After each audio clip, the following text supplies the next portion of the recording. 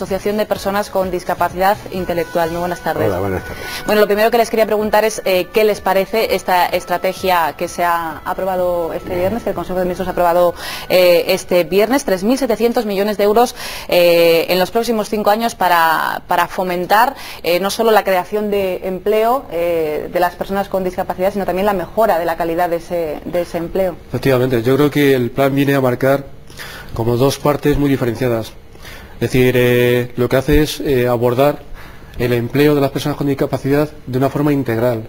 Es decir, teniendo en cuenta todos aquellos aspectos que intervienen en la contratación. Empresarios, centros especiales de empleo, las propias personas con discapacidad, la familia, la accesibilidad. Es decir, que viene a integrar todos los aspectos necesarios para poder una integración real. Y yo creo que es la primera vez que se enfoca de una forma global el empleo de las personas con discapacidad. Coincido plenamente con esta opinión. Yo creo que además es importante reconocer, ¿no?, que el Gobierno tome posición respecto de una situación tan compleja como es la integración laboral de las personas con discapacidad, y que se reconozca ese aspecto multifactorial que tiene, ¿no?, el problema, ¿no? Es evidente que en ese sentido hay un paso decisivo, importante, que yo creo que en desarrollos posteriores, y además en una época como la que nos toca vivir, ¿no?, especialmente compleja, nos va a dar, yo creo que un buen punto de partida para poder desarrollarlo en el futuro y poder seguir avanzando en algo que todavía lleva mucho retraso y que en el que tenemos que avanzar significativamente en el futuro.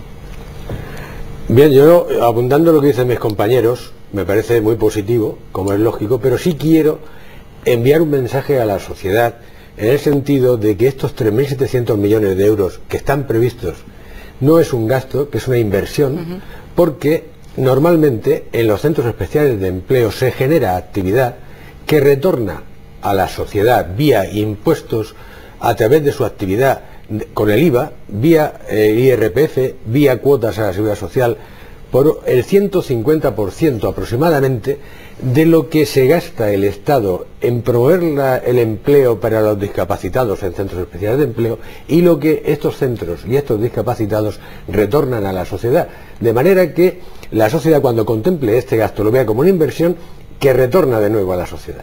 En cualquier caso, en estos tiempos que corren, en los que crear empleo más bien no existe, sino que lo que existe es que se destruye empleo, parece un poco optimista, ¿no?, hablar de crear empleo dentro de un colectivo de personas con discapacidad. ¿Cómo le puede afectar la situación económica que hay actualmente a este objetivo que se plantea el Gobierno? Sí, yo creo que es algo que nos afecta a toda la población en general, y más a las personas con discapacidad, evidentemente. Por eso yo creo que este plan viene a ocupar un espacio importante, que es abordar de una forma integral. Es decir, que hay que abordar la formación, hay que abordar la accesibilidad, hay que abordar todos los aspectos relacionados con las empresas, y la situación es difícil, evidentemente, y por tanto, si no se toman medidas más integrales, pues va a ser difícil responder a una dificultad que está pasando hoy económicamente en todo el país, toda Europa, y que es algo que nos afecta a todos. Porque ¿cómo se van a distribuir esos 3.700 millones de euros? ¿Van a ir destinados a bonificaciones a las empresas que contraten a personas con discapacidad? ¿Cómo está planteado? Sí, una parte sustancial está dedicada a eso, a las bonificaciones, a la cotización, a las ayudas para el fomento del empleo protegido. Pero yo querría a lo mejor retomar el tema de la creación de empleo para decir algo que me parece importante, ¿no? Es verdad que los colectivos más desfavorecidos seguro serán los primeros perjudicados en una crisis económica como la que actualmente vivimos, pero a mí me gustaría también cambiar parte de ese discurso. En momentos como el que vivimos actualmente, yo creo que las empresas tienen que empezar a plantearse que las políticas de recursos humanos son algo muy importante dentro de sus compañías, y que es necesario abordar una política de recursos humanos vinculada con la discapacidad, y que esto se puede traducir en términos de eficacia y de eficiencia y de mejora dentro de las compañías. Yo invito a hacer esa reflexión en general a todas las empresas, porque me parece que es un punto de partida importante para poder luchar contra la crisis. Yo creo que es positivo contratar a personas con discapacidad, que mejora los niveles de eficiencia de las compañías.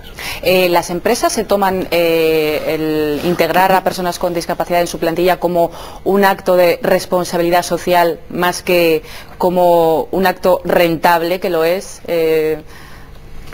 ¿Cuál es la...? Bueno, el cumplimiento de la LISMI lo implica. Debería ser así. Debería ser así y además de una manera voluntaria, porque las personas, todos tenemos una capacidad determinada, unos más alta, otros más baja, y todos somos discapacitados en algún momento.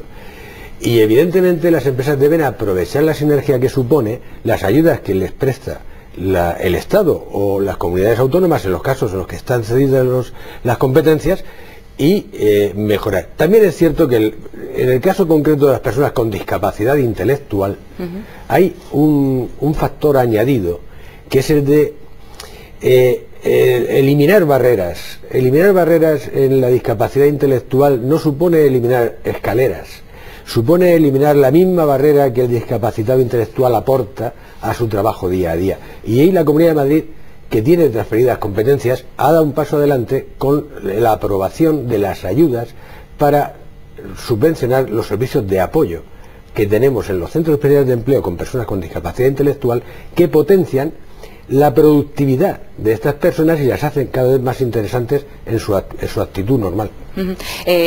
Has dicho una cosa que me parece muy interesante, que es que todos tenemos aptitudes o todos tenemos en algún momento una discapacidad. ¿Qué aporta contratar a una persona con cierta discapacidad? ¿Qué le aporta a la empresa? ¿Qué le aporta al empresario? Yo creo que, vamos a ver, cuando hablamos de discapacidad habrá que tener en cuenta que discapacidad, es decir, todos en algún momento la podemos tener. Por ejemplo, hoy en España hay 16 millones de personas que se pueden beneficiar de la supresión de barreras. Personas con discapacidad sobrevenida, mujeres embarazadas, accidentes de tráfico, es decir, que cuando hablamos de personas con discapacidad y medidas para ellos, repercute en la gran mayoría de la sociedad. ¿Qué aporta una persona con discapacidad? Lo que aporta es un sector de la población que puede también ser rentable, porque tiene las mismas capacidades que otra persona, porque su puesto puede estar adaptado, porque una empresa hoy contrata no por filantropía, sino porque realmente las personas con discapacidad tienen una formación y son rentables para la empresa, y todo esto cambia la fotografía social. Y también aquí un poco diría que es donde entra lo que es también la responsabilidad social corporativa de las empresas. Es decir, que hoy día la empresa tiene un beneficio económico, pero también una rentabilidad social. Y esto yo creo que también aporta, no el sector de discapacidad, sino todos los sectores que están un poco al margen de lo que es la igualdad, entre comillas, o con más dificultades. Yo me imagino que habéis podido en alguna ocasión entrar en contacto con algún empresario, con alguna empresa que haya incorporado a sus plantillas alguna persona con algún tipo de discapacidad. ¿Qué dicen?